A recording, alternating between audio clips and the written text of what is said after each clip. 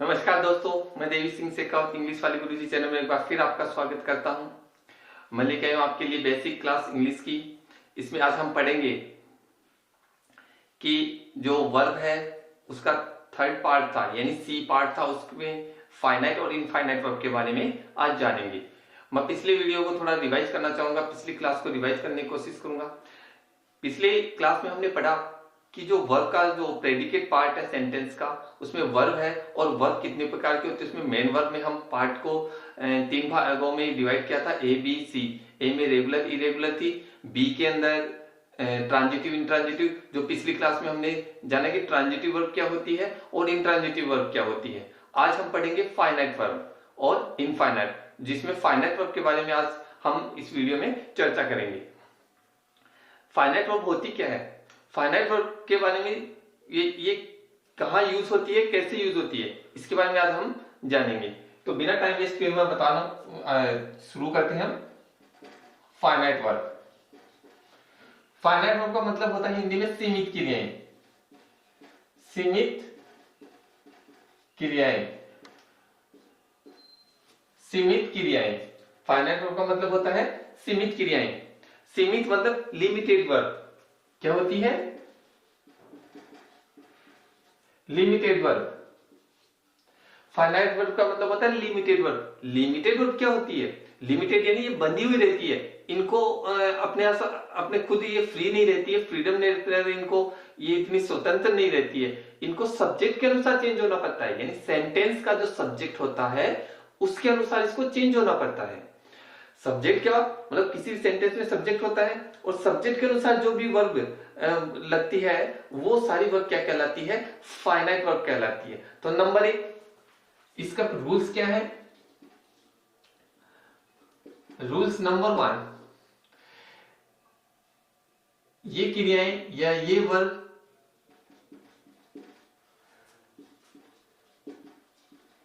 Sentence के subject, sentence के subject के साथ अपने आप को चेंज करती है, चेंज करती है। यानी ऐसी ऐसी क्रियाएं या ऐसी वर्ब जो सब्जेक्ट के अनुसार चेंज होती है, यानी बदलती रहती है अपने आप को, वो सारी क्या होती है? फाइनाइट वर्ब होती है। क्या होती है? फाइनाइट। और फाइनाइट की पहचान और कैसे कर सकते हैं? दूसरी पहचान है, ये सेंटेंस में सब्जेक्ट के तुरंत बाद आती है। सब्जेक्ट के तुरंत बाद,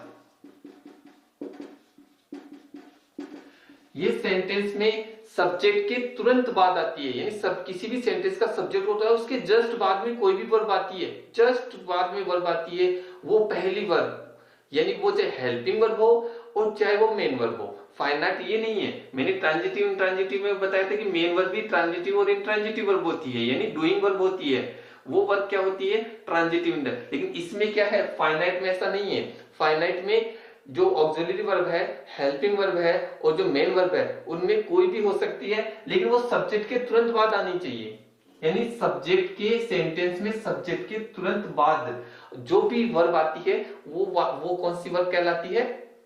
हाँ, फाइनाइट वर्ब कहलाती है।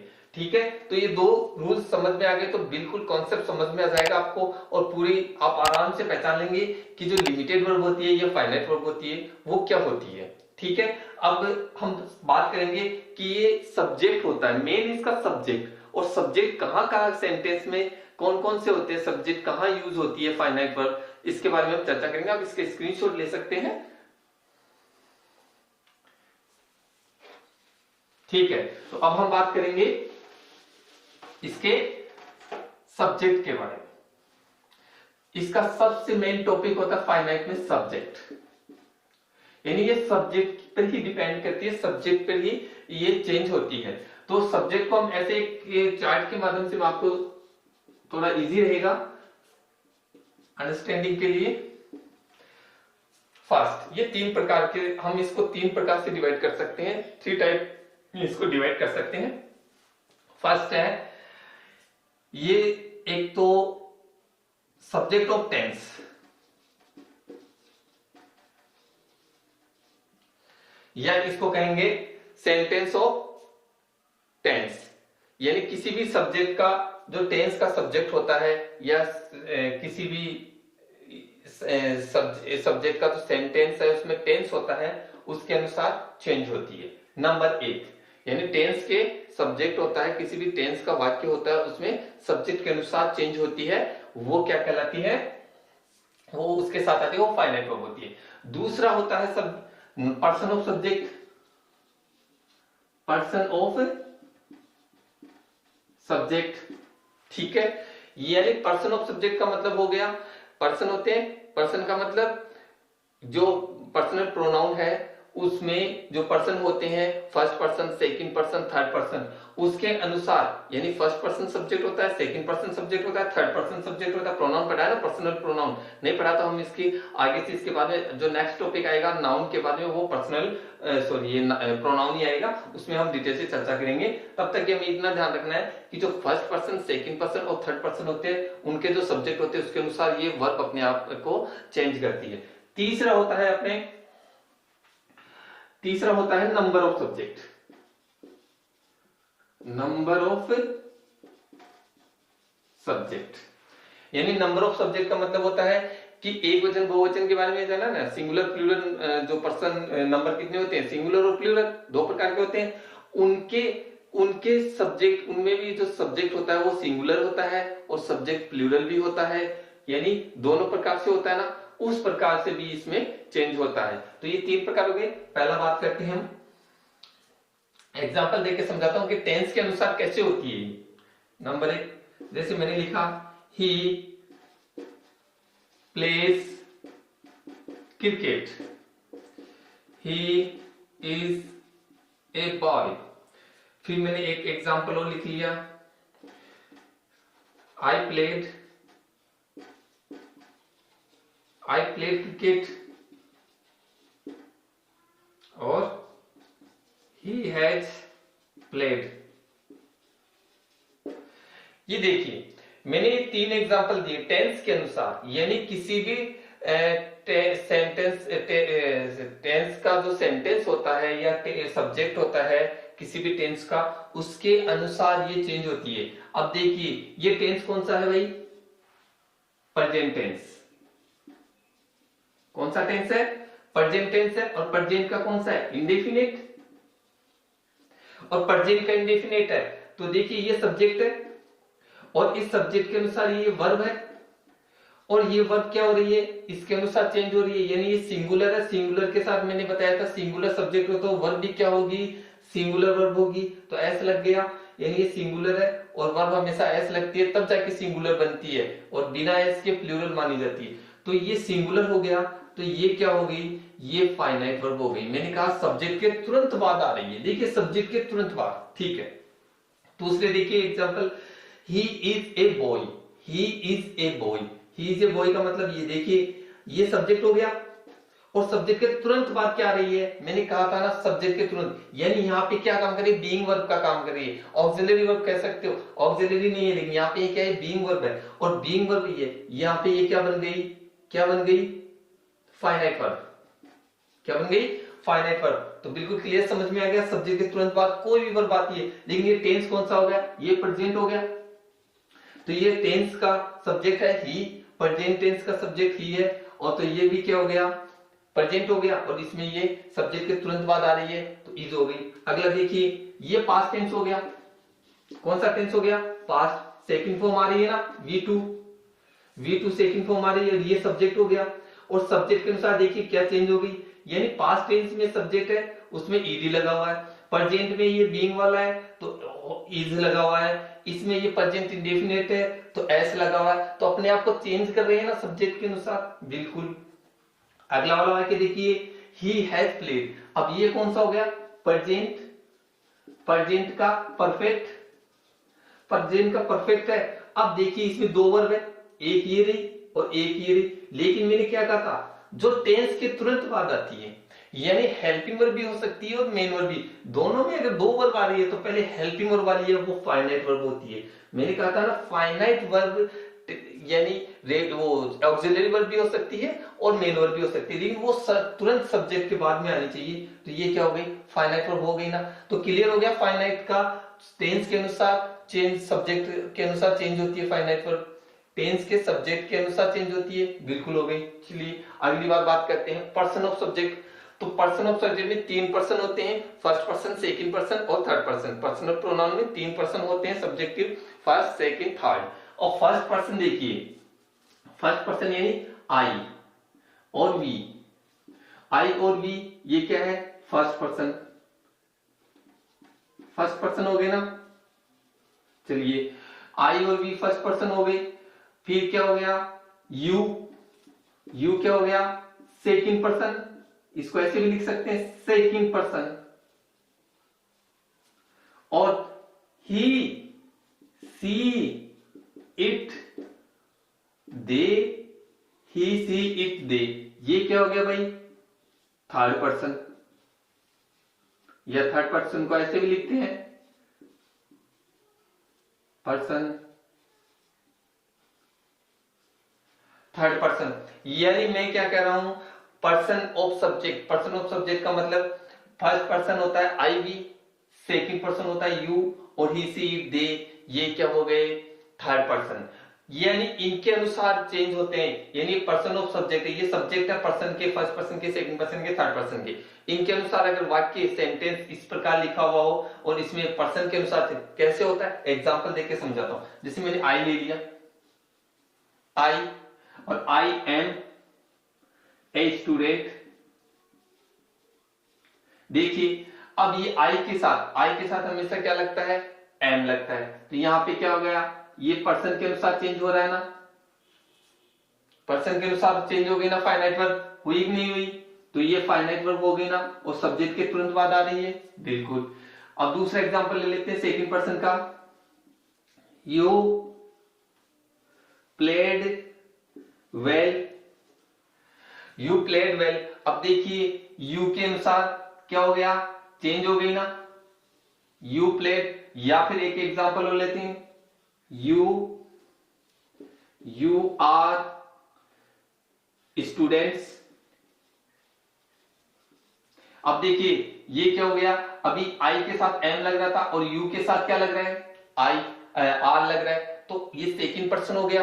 सेकंड पर्सन के साथ हमेशा आर लगता है, तो ये क्लियर हो गया, पर्सन के अनुसार चेंज हो रही है। चलिए ठीक है, अब हम थर्ड पर्सन में ले लेते हैं, ही इज प्लेइंग, वह खेल रहा है। ये देखिए ही के साथ ये फर्स्ट पर्सन है, थर्ड पर्सन है, और थर्ड पर्सन के साथ इज आ रहा है। चलिए ठीक है, फिर दे ले लेते हैं, दे आर प्लेइंग। ये देखिए दे आर प्लेइंग, तो दे के साथ क्या आ रहा है, आर आ रहा है, थर्ड पर्सन है लेकिन दे बहुवचन में आ रहा है, और हमेशा इसके साथ क्या यूज होता है, आर। यानी पर्सन ऑफ सब्जेक्ट, यानी सेंटेंस का पर्सन, ये आई, यू, ही, दे, इनके अनुसार वर्ब चेंज हो रही है, और सब्जेक्ट के तुरंत बाद में जो भी वर्ब आती है वो चेंज हो रही है सभी में, देख लीजिए। इसका मतलब ये चेंज होती है, ये फाइनाइट वर्ब होती है। क्या होती है, फाइनाइट, यानी सब्जेक्ट के साथ चेंज हो रही है। चलिए ठीक है, अब हम बात करें number of subject. Number of subject, number का मतलब फर्स्ट नंबर, दो प्रकार के होते हैं, एक सिंगुलर एक प्लूरल। यानी एक होता है बहुवचन जिसको बोलते हैं प्लूरल, और एक होता है सिंगुलर। सिंगुलर मतलब एक वचन। अब देखिए एक वचन बहुवचन, यानी सब्जेक्ट जब एक वचन हो या बहुवचन हो तो अपने आप को चेंज करती है। फाइनाइट वर्ब क्या करती है, तीन प्रकार से अपने आप को चेंज करती है। एक तो पर्सन ऑफ सब्जेक्ट के अनुसार आती है, एक नंबर ऑफ सब्जेक्ट के, और एक सब्जेक्ट ऑफ टेंस के अनुसार आ जाती है। तो अब देखिए हम कैसे करते हैं, इसका एग्जांपल लेते हैं। जैसे मैंने कोई नाउन ले ली, नाउन जैसे मैंने ले लिया dog, a dog is a pet. अब देखिए ए डॉग कर दिया, ए डॉग एक वचन हो गया, सिंगुलर हो गया ना, सिंगुलर हुआ नहीं हुआ, और इसके साथ सिंगुलर ही आ रही है, इज आएगी, इज क्या हो गई, फाइनाइट वर्ब। तो ए डॉग यानी एक वचन के साथ ये प्रयोग हो रहा है। अब दूसरा देखिए, the dogs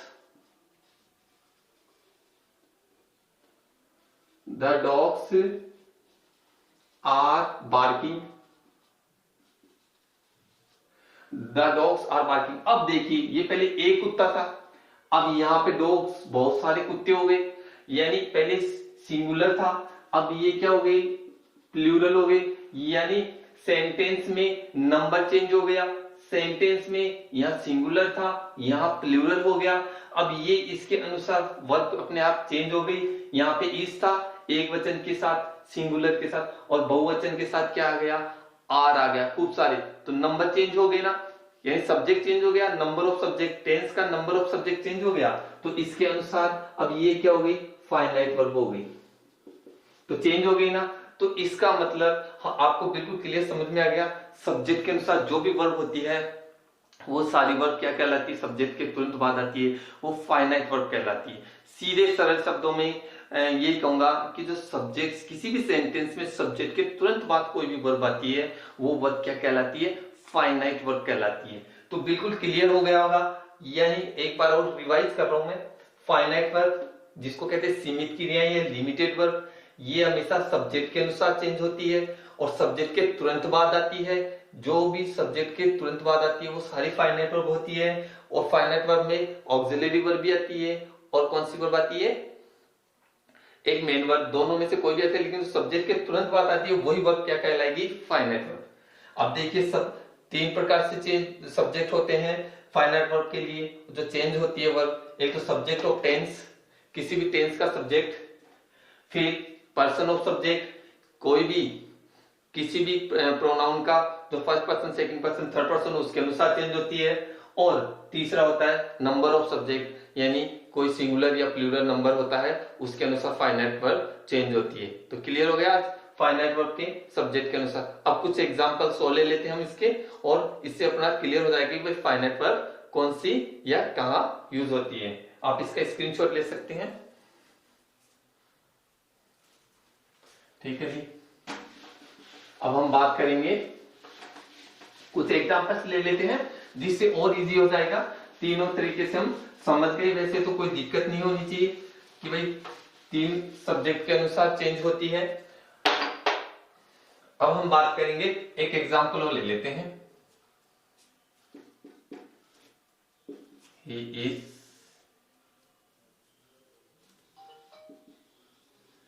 going to play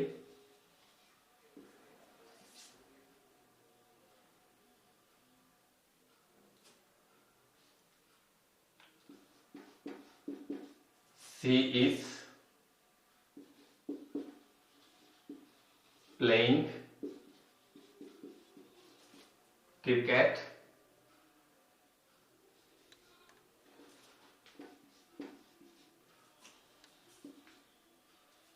you are a student, he has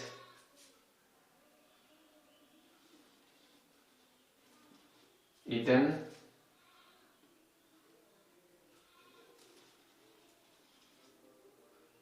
mangoes,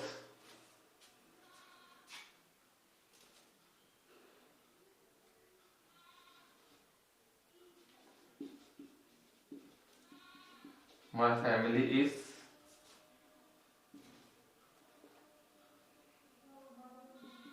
the best family,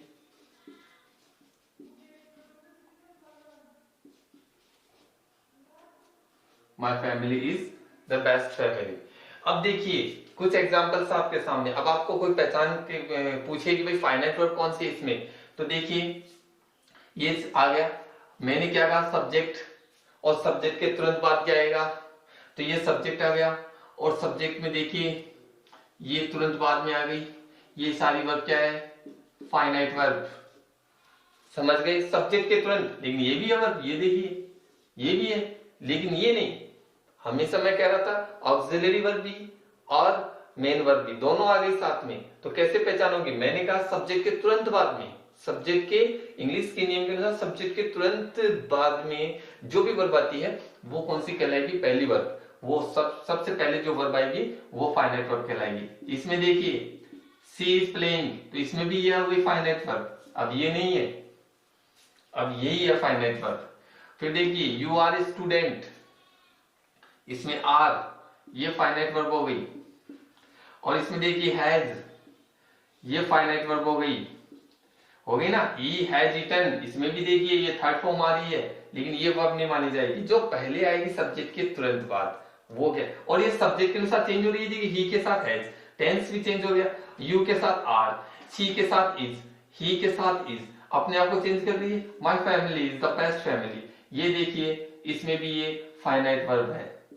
क्या है, फाइनाइट वर्ब, ये इज फाइनाइट वर्ब है। तो आज आपको बिल्कुल क्लियर समझ में आ गया कि भाई कौन सी वर्ब फाइनाइट वर्ब होती है। अगर आपको समझ में आया तो बिल्कुल अगली नेक्स्ट जो टॉपिक है अपना उसके बारे में चर्चा करेंगे, जो है इनफाइनाइट वर्ब।